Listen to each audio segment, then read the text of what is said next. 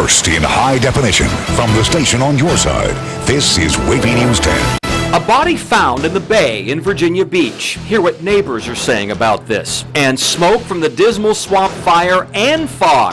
The hazardous combination for morning drivers. Plus, 2 crashes at this intersection in less than a week.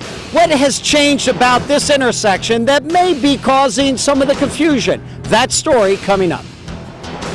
a rescue crews say a call came in for someone in trouble. Now police are in the middle of a death investigation. When officers arrived at around 2 this afternoon to Laskin Road near Linby Drive, they found someone dead in the water. 10 on your side's Ava Hurdle is live at the scene with the latest. Ava?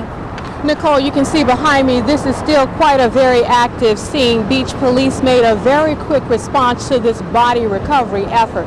Now, this is what we know from police, family members, and neighbors. A woman in her 50s who works at a nearby store got off work last night, drove a co-worker home, but the woman apparently never made it home herself. Police got a report this afternoon of her body in the water off Laskin Road and Lynn Bay Drive. Police say the woman's car is parked nearby off Lynn Bay Drive. A neighbor says the vehicle was here overnight. She was in the water, I would say maybe from the edge of the road, the edge of the water to maybe about 80 feet, but she was up underneath the hedges. And the car had been out here since? 9 o'clock last night. Now, distraught family members were here and did not want to speak with us immediately here at the scene. The woman's body was taken to the medical examiner's office for routine tests to determine just how she died. We're live in Virginia Beach. Ava Hurdle, 10 on your side. Well, what you can't see is a real problem if you're trying to drive. People in North Carolina found this on the road ahead of them, and some of you used Report It at WAVY.com to show the smoke from the Dismal Swamp wildfire mixed with fog. The combination is blamed in a head-on crash on US 13 in Gates County. Firefighters say a wind shift created the smokiest conditions we have seen from this fire in a long while. We're going to talk to meteorologist Sergey Galindo about that in a moment. But first, team coverage of this continuing battle with Allie Lucia, who's live in Suffolk. Allie. Tom, when we were driving into North Carolina earlier today, we could see the haze on the horizon and the smell in the car of that smoke. I could feel it in my eyes. I could smell it in my nose. But as you can see here in Suffolk and in North Carolina, a very beautiful August day. But that day started out very differently. This is what drivers had to deal with this morning in Gates County. I mean, you could actually see the smoke wisps being blown by the wind. These are pictures viewers sent in showing a thick layer of fog mixed with smoke that created at one point a visibility of 0. All of a sudden, it's like we think it's fog this morning, but we roll down the windows to be sure, and we smell the smoky smell coming through the car. Driving conditions so bad, this electrician couldn't work. I mean, you could barely even see, not even probably a couple inches over the hood of the car. The cool temperatures last night caused the clouds and the weather to keep the smoke on the ground. The heavy fog and smoke also caused 2 accidents. Route 13 was shut down for a couple of hours just after 8 a.m. The driver of this car and her grandchild were hit by an 18-wheeler. Luckily, everyone was able to walk away. Thank goodness to seat belts and to airbags and so forth, nobody was seriously injured. The fire in the Dismal Swamp has been burning for 2 weeks, but Gates County Sheriff Edward Webb says they weren't prepared for these kind of conditions. I've been in this business now for right 26 years, and it's probably some of the worst stuff I've ever seen. While the fog and smoke is gone for now, Sheriff Webb says if it comes back, he'll be ready. All we do is now we can just be prepared for it because we know that this is going to be probably going on for the next few weeks. Now the fire has reached 10% containment. More than 400 people are working on this fire on a daily basis, and because of this nice weather, that smoke could come back tomorrow. For those people, we'll have more on what you can expect tomorrow during that morning commute. In Suffolk, I'm Allie Lucia, 10 on your side. Good question if drivers can see this tomorrow. Let's ask Sergey Galindo now. Nothing in front of them as they drive, a real mess out there. What's happening tomorrow, Sergey? Well, it looks like conditions could certainly be very similar. We are expecting some patchy fog across the area and still got that smoke going. So again, places like Suffolk into Gates County could certainly be dealing with those same type of situation again early tomorrow. So you got to watch out for that. And you can see the air quality alert has extended well to the north as we're looking at a southerly flow across the area as we head for tomorrow. Those air quality alerts are in effect until 8 o'clock tomorrow. You can see it was mostly for interior sections of Hampton roads and points toward the north and most of eastern North Carolina. So tonight we've got that east-southeasterly flow, again keeping the smoke over interior sections and most of North Carolina. Now as we head for tomorrow, we get a bit of a shift. South-southeasterly winds will again carry that smoke well to the north. So again, you got to watch out in places like Suffolk and in the northern Gates County where things could get really low in terms of visibility once again for tomorrow morning. Right now, live Super Doppler 10, we've got a dry sweep and beautiful conditions other than the smoke, lots of sunshine. And tonight again, looking at some patchy fog developing, temperatures down to 70 degrees and winds out of the south at 5 to 10. So we're going to continue to keep a close eye on the winds and the direction of the wind, and we'll talk about some changes in the forecast coming up in a few minutes. And we have a gallery of more than 130 pictures we've received of the Dismal Swamp wildfire. A lot of it's smoke. You'll see it on WAVY.com. And by the way, keep sending your photos to reportit@WAVY.com. 10 on your side continues to ask questions about the safety of light rail one day after another accident involving the tide at the same intersection. We showed you this video from Chopper 10 last night at 5, right after the crash at Brambleton Avenue and 2nd Street near Collie. Andy Fox is live in Norfolk with what the city is saying about that intersection today. Andy? Yeah, well, we're still in pretty much, as far as the city's concerned, a wait-and-see mode. They aren't willing to do anything different right now, but it would appear, because it's always the westbound train that hits the car, it looks as though they're going across the eastbound track first, and then they're going out there, and then you got the traffic on Brambleton, and then the car is getting stuck or something, and then it gets hit. Today, Norfolk and HRT trying to figure out how to solve what is going on at this intersection.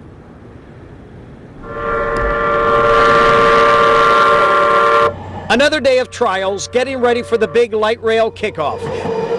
The discussion today, another light rail crash, the second at this intersection in less than a week. The light rail driver not at fault, but a distraction. The city of Norfolk in charge of the signals and lights at the intersection. Norfolk's Bob Batcher. They're looking at the actual incidents. They're looking at comparing it to tried and true traffic engineering technology. Is there something else that could be added? So I think everything's at the table because safety is of the utmost importance. Batcher says the intersection has changed dramatically in the last year, and there could be confusion because now you're adding light rail. So it's a matter of the consumer getting used to a brand new intersection, and I think that's part of the issue. We found this driver driving up, looking, then backing up, even though there was no train coming. Because I wanted to make sure I was way clear of any. I didn't want to be the guy that was here yesterday. Police say the guy hit yesterday is Haywood Waller of Virginia Beach, who was given a summons for disregarding a traffic signal. Do you think there's something wrong with the way that this intersection's configured? No, I just think that guy wasn't paying attention. And another train, another light rail train just went by. Coming up tonight on WAVY News 10 at 5:30. I'm reporting on what the city of Norfolk has done. We've reported on that. HRT coming up at 5:30. And then we do our own little experiment, our own little 10 on your side experiment. Some of you have been complaining to us that the horn isn't loud enough, that you can't hear the train coming. Well, we put that to the test. Can you really hear the horn? Can you hear the horn in the car when the radio's on? I'll have those answers at 6. I'm Andy Fox in Norfolk, 10 on your side. And go to the story on WAVY.com for our special coverage of light rail. We're on your side with important safety tips from HRT regarding light rail. Firefighters, heavy equipment, food, water, hotel rooms, and you are paying for all of it. The cost of doing battle in the Great Dismal Swamp, but is it worth it? You decide. New at 5:30. Are these weeds or wildflowers? A Peninsula resident says she's been fighting the city about it and thought it was still up for discussion. That is, until they looked outside this morning. We'll show you what happened. And the Pentagon's not convinced one branch of the military is making sure troops are protected in battle. We'll tell you why the Defense Department's worried about the body armor.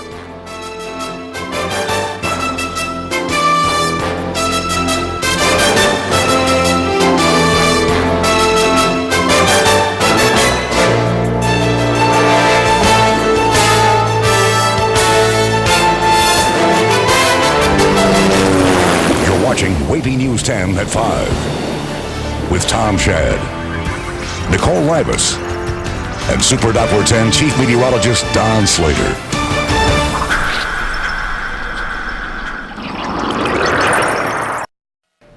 Two Ocean View beaches are back in business. Today, the Norfolk Health Department said the water at Ocean View and Sarah-Consett parks were safe for swimming. Yesterday, they issued a warning about high bacteria levels, and today, officials said those levels are back to normal. 4 cigarette makers say pictures of diseased lungs and dead bodies will cause adults to shun their products and cost millions to produce. So R.J. Reynolds, Lorillard, Liggett Group, and Commonwealth Brands are suing the Food and Drug Administration. The companies claim the new graphic labels violate their First Amendment rights to free speech. The warnings are part of the Family Smoking Prevention and Tobacco Control Act. They're required on all cigarette packs and advertising by 2012. Supporters say the warning labels are aimed at adults and the 4,000 teenagers who take up smoking every day. Dozens of other countries around the world have been using the graphic labels for several years. Well, the Pentagon says critical U.S. battlefield equipment may not meet standards to protect our troops. The Defense Department says an audit on new bullet-blocking gear found the Army did not properly test around 5 million special plates made for soldiers' body armor. The report found the tests were incomplete, were conducted with the wrong size plate, or weren't conducted under required environmental conditions. The Army says most of those plates have been recalled and no deaths have been reported. Bizarre. All these flowers used to grow to the curb until the city cut them down. But does it have the right to tell you what to do with your own front lawn? 10 is on your side with the answer. Bizarre truck troubles. We'll tell you how it ended up like this. It's another gorgeous day, lots of sunshine, temperatures in the 80s. I'll let you know if we have more days like this in store. The details on your forecast coming up.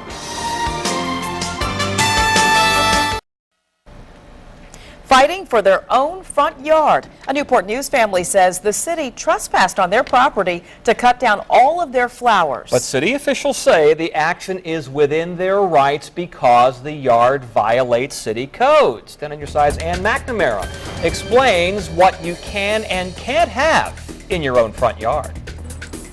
It was all one big bed of yellow flowers. It may not be conventional, but neither are the Darwells, who call the black-eyed Susans in the front yard their garden. Or it was, until they woke up this morning. I had inmates on the lawn doing the damage that they did. But the grounds crews hired by the city of Newport News didn't finish the job. They got over halfway through cutting the grass, and Mr. Darwell came out and stood in front of the mower. And so we stopped. The city tells 10 on your side they gave the Darwells 20 days notice, twice the required amount, that their yard was in violation. We received a complaint from a citizen. An email calling the yard an eyesore, but the beauty of the black-eyed Susans is in the eye of the beholder. Here's the picture the city took, and here's the one from the owner. How many flowers am I supposed to have? I don't know. How many square feet am I supposed to have? I don't know. What is considered a flower bed? I don't know. The codes say weeds can't be more than 10 inches tall within 150 feet of the property, and never more than 15 inches. But are these technically weeds or flowers? The Darwell's definition of black-eyed Susan is the same one I found in the dictionary. It says it is a flower, but the city says because the definition in the ordinance is so broad when it comes to weeds, they had to make a judgment call. Taking into consideration the whole appearance of the front yard with the wildflowers, we determined that they were weeds. And so the Darwells are left with a $100 fine, a court date, and half a yard. That will grow back next year. In Newport News, Ann McNamara, 10 on your side. Well, the city says the Darwells could owe even more money for the removal work done in their yard this morning, saying the work typically costs around $200. A scary situation for a garbage truck driver in Queens, New York. Take a look at the salt spreader dangling from the second floor. Police say that is, the driver lost control and crashed through the wall of a parking deck. Ooh, that had to be scary there. Rescue crews pulled the driver from the truck. He has minor neck and back injuries. Several cars parked below were damaged and all that. Crews are still working to move the dangling truck. Wildfire flames are forcing about 100 people from their homes along the Nevada-California state line. The so-called Ray May fire broke out Tuesday afternoon. Investigators say someone started it, but they're not calling it arson. Fast-moving fire is burning across juniper trees and is only 20% contained. So far, no injuries are reported. Now, in high definition, your Super Doppler 10 forecast with meteorologist Sergey Galindo.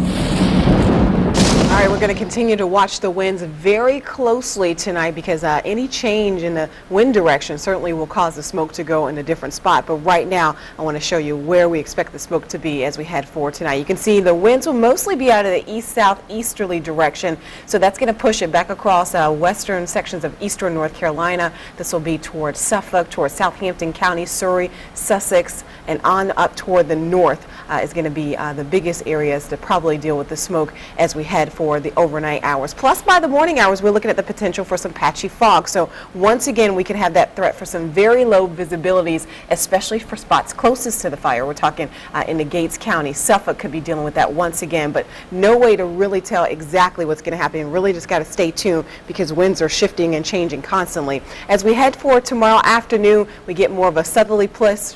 So again, that's going to carry it pretty far to the north. Could be as far north as the northern neck as we head toward tomorrow afternoon. You can see we kind of keep that southerly flow for quite a while until we head toward Friday, and things change quite a bit. So again, we'll be watching things very closely. But in the meantime, it's just been gorgeous. Tower Cam 10 showing lots of sunshine, and live Super Doppler 10 not showing any wet weather, at least in our area. Just the one little spot right now around Goochland County, just south of 64 there, and don't think that's going to make it to our area. So we're going to stay dry as we head into this evening. Temperatures have been very nice, especially right along the water's edge. Check out Melfa at 84, 85 Norfolk, 82 Chesapeake, and of course inland spots a little bit warmer in the low 90s right now, and mid-80s Newport News, 88 Suffolk, 81 Virginia Beach. So absolutely nice. Temperatures will be very similar tomorrow, but a little bit warmer than where they were for today, and it's going to feel a little bit different with more of a southerly wind flow. So right now, most of the cloud activity out toward the north and west. We'll see maybe a couple of spotty showers or spotty clouds as we head toward this evening, but then we'll get rid of those as we head for the overnight period. Skies will become mostly clear, and we'll look for some patchy fog develop, and that certainly could pose another dangerous situation, especially in and around that fire. So we'll be watching that very close. As we look at future track, again, staying dry for tonight into tomorrow morning, things are dry as well. You wake up for your morning commute, again, could be dealing with some very low visibilities in some spots, but other areas, mostly clear skies. As we head for the afternoon, maybe a spotty shower or two right along the coast, maybe sections of Virginia Beach and potentially the Outer Banks, maybe a stray shower early on, but chances for that are going to be less than 20%. Around the evening, we start to get a little bit more widespread showers and storms, mostly out to the west. I can't rule out that maybe some of those will head here in the evening hours for tomorrow, but really the best chances for showers and storms are going to arrive Friday after the noon hour and into the evening hour. So we'll look for the best rain chances then. So for tonight, patchy fog, temperatures around 70 degrees, winds out of the south at 5 to 10. Tomorrow, temperatures not bad, upper 80s, Nags Head, Elizabeth City, upper 80s as well. On the south side, we're looking at some smoke and the potential for some fog. Temperatures in the upper 80s, a little bit warmer than what we had for today. Upper 80s on the peninsula, and we'll look for temperatures in the upper 80s for Melfa, Irvington, 89 degrees, 89 for Gloucester. The 7-day forecast shows, again, those rain chances going up quite a bit, especially on Friday. Thursday, just about a 20% chance, but we'll raise that chance to about a 40 to 50% chance on Friday. A few showers and storms possible early Saturday, then we'll look for another round of maybe some showers and storms late Sunday through about Tuesday, but temperature-wise, still not bad at all. A little bit of a spike in the numbers Saturday and Sunday with numbers near 90 degrees. GT&L, but no A&F. We'll tell you what Abercrombie & Fitch is willing to do to get the Jersey Shore cast to stop wearing its gear. Plus, no contract. No work. No contract. No work. And you can hear them now. The strike against Verizon continues tonight at 5:30 when the company plans to disconnect health benefits for striking workers. We may have another way to fly in and out of Hampton Roads. An announcement of a new airline coming to the Newport News Williamsburg International Airport is scheduled for tomorrow morning. Look for details tomorrow, starting on WAVY News 10 at 5. Good news for gamers. Sony is slashing the price of its PlayStation 3. The cost is now $250, down $50. Sony's trying to increase demand for the 5-year-old video game console.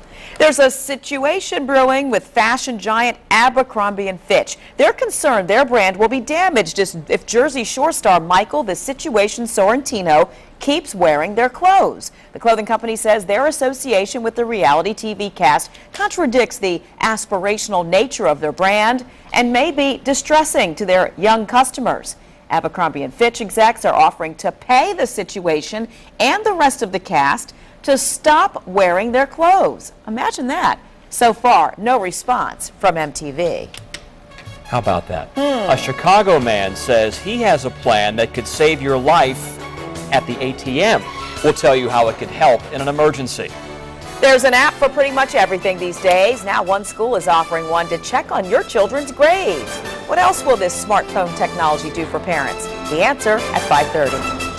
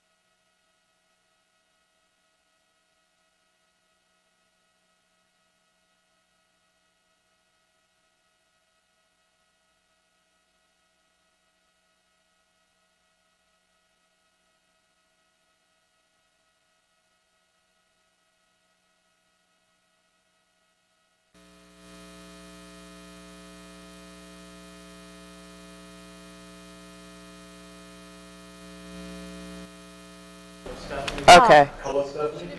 Hi. Ain't on yet.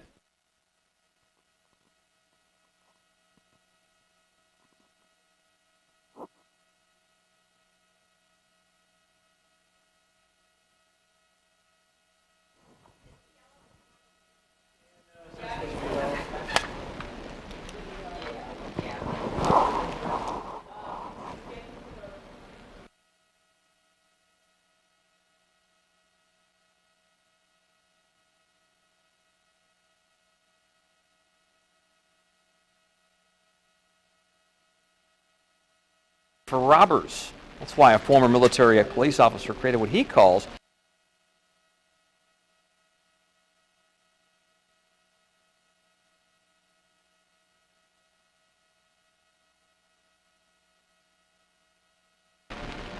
your ATM card is convenient when you need cash. It's also convenient for robbers. That's why a former military police officer created what he calls an ATM duress code. Here's how it works. You pick an easy-to-remember code to punch in during an emergency. It would call 911 and trigger a much higher quality surveillance photo. The ATM would still give the cash and give no warning to the attacker. If you're just robbed on the street, I get your wallet. But if I take you hostage and force you to make a withdrawal, and I can clean out your bank account as long as I'm willing to commit murder. Well, that's my agenda, is to stop the murders. I honestly believe that it's about time that we look at it and we move forward, because it's something that can save lives and can actually assist law enforcement overall. Now, other law enforcement experts are worried that people might not remember the emergency PIN under duress. So far, no banks are ready to cash in yet. They want to study these security elements and, of course, the cost. That's what banks do.